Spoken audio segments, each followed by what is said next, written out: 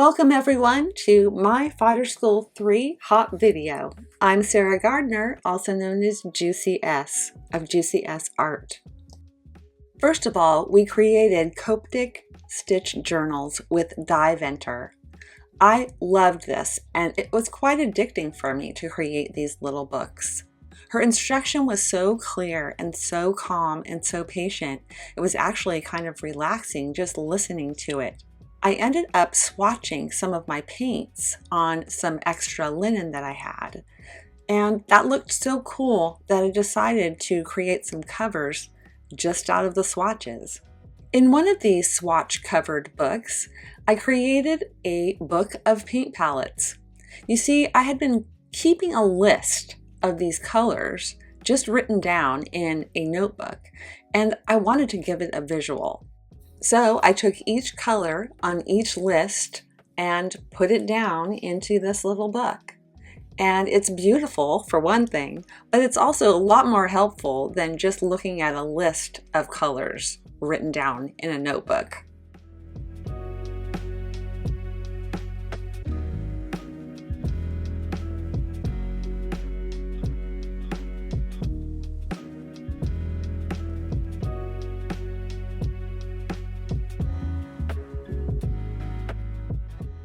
Di actually called these journals sketchbooks, and she gave us instructions for doing sketches in certain ways with certain prompts. But because my journal cover, or my sketchbook cover, was inspired by a hat that I had bought in Sayulita that was embroidered with this floral pattern, I decided to make my sketches out of some photographs that I had taken in Sayulita.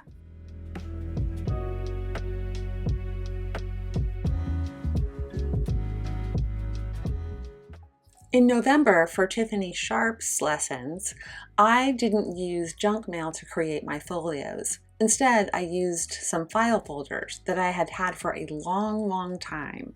I had bought them for a girls' art camp long ago, and it's a huge box, so I thought I might as well take advantage of the fact that I have colored file folders to use. I followed Tiffany's instructions for painting one side of the folder, and then I had fun with some paint scraping with the other side. I constructed my folios using stitching to create the pockets, and I'm using these to store some of my shareable art, ATCs and postcards that I've received in some of my trades.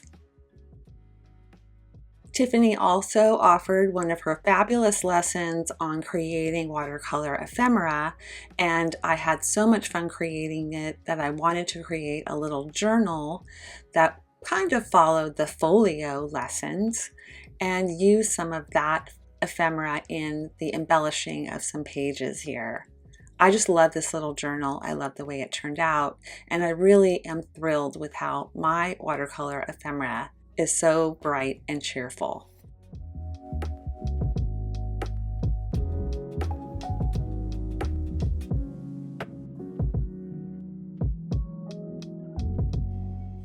In December, Barb Smucker took me on a whole new collage adventure. I don't mix colors very often, but her color mixing techniques were a revelation. I used colors that I love as my primaries, and that really helped me break through the resistance that I had to mixing colors before. And I love all of the papers that I ended up creating. Of course, you know me, I'm going to make some ATCs out of some of that collage material. And what was interesting is that because I was inspired by Barb's style, my collages didn't turn out as grid-like as they normally do. Then, instead of mounting the collage for the final project onto some boards, I just framed them in these little clip frames. There's a firm backing to it and a glass front, and the clips just clip around each of the sides to create a ready-to-hang piece of art.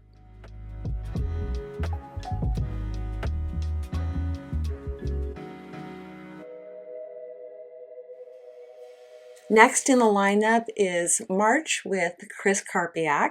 I had a lot of fun creating these assemblages, and I did a bonus video for this month making my charms or amulets out of polymer clay.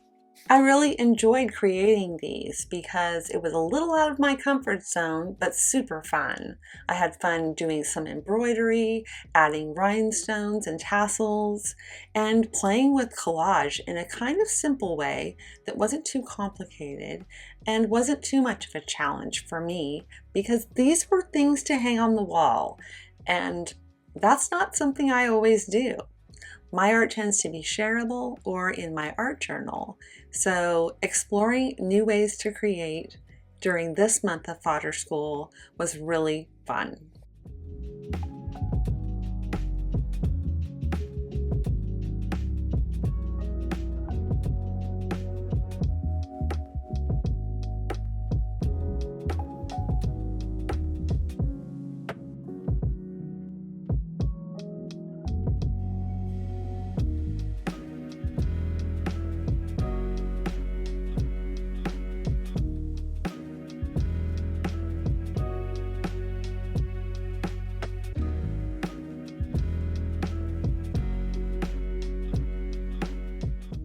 In May with Susanne Randers, I had so much fun playing with color.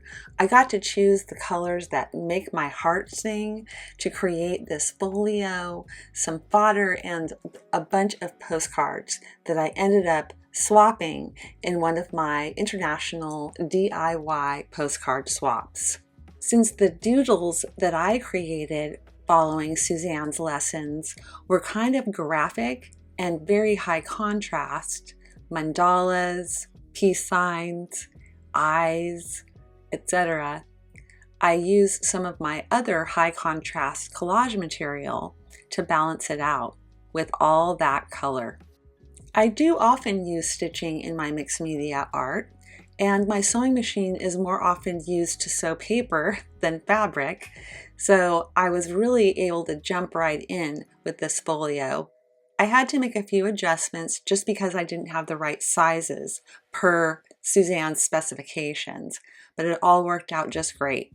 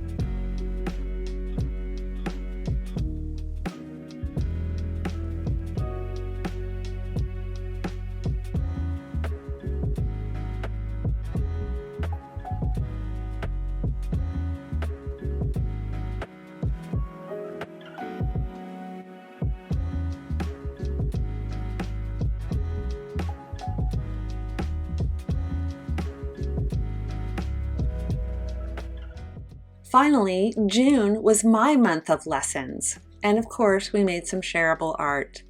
We made ATCs, or artist trading cards, inspired by travel photos. And of course my travel photos were from Sayulita, Mexico. I feel like June was not only special for me because it was my month to teach, but it also turned into more than a month of sharing joy. Because every time someone posted fodder inspired by their photographs. We all shared their joy. And then they shared their cards that they'd created with their fodder, featuring their photographs. Because we set up a bunch of trades where people were trading their cards all over the world, students would post the envelopes that they'd created and what they were sending to their traders. Then, once they received what they were expecting from someone in the mail, they would post that as well. So the sense of community and sharing joy persisted past the month of June into July, and may be continuing, who knows?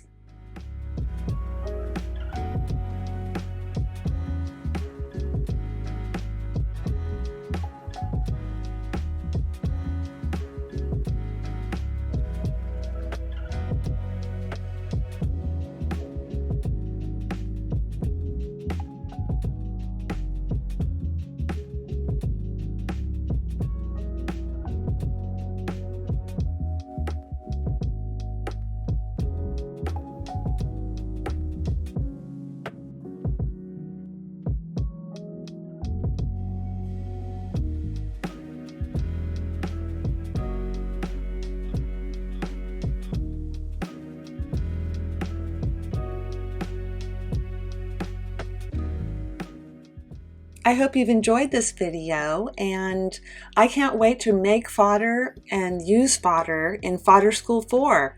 So hopefully, I'll see you in class.